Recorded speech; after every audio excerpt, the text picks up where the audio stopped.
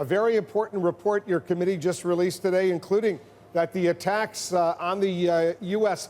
mission in Benghazi were likely preventable, that those attacks killed the U.S. ambassador and 3 other Americans. Who should be held responsible for what clearly was a failure? Well, let me say why the report says they're very likely preventable.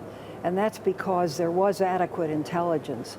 I personally went through a stack like this of intelligence that forewarned, and we know there were a number of events, attacks that took place in the 6 months prior to Benghazi. We also know that there was discussion about added security. We know the ambassador did not want added security. We know there were concerns about Benghazi. We know there were training camps around that area.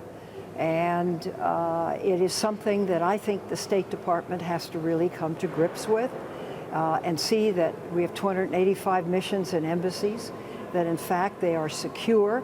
Now, there's a question of us providing the money for them to do that. But I don't believe that our people should be put in harm's way without adequate security. The senator from Florida, Marco Rubio, issued a statement shortly after your report was released saying that his committee, the Foreign Relations Committee, should re-examine former Secretary of State Hillary Clinton's what he calls failure to provide adequate security. Does the buck stop with her? Well, let me say this, and it's interesting that the first thing out of the box is something that's political. There is no evidence that Secretary Clinton even knew about this. There is an undersecretary for management. There are others that run these facilities, that evaluate these facilities, that make the decisions with respect to security. But for the future, we now know that we have to beef up security, and we should do that.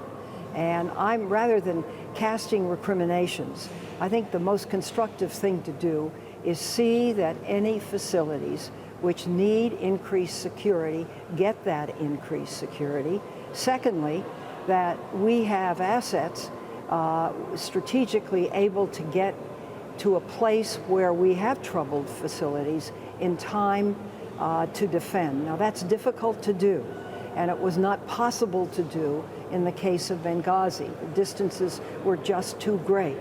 But one of the things that has transpired, Wolf, is a spread of terror. You see it in Libya, it's in Yemen, it's in Syria, it's in Iraq, it's in Mali, it's in the Central African Republic, it's in Somalia, and that's just a few places.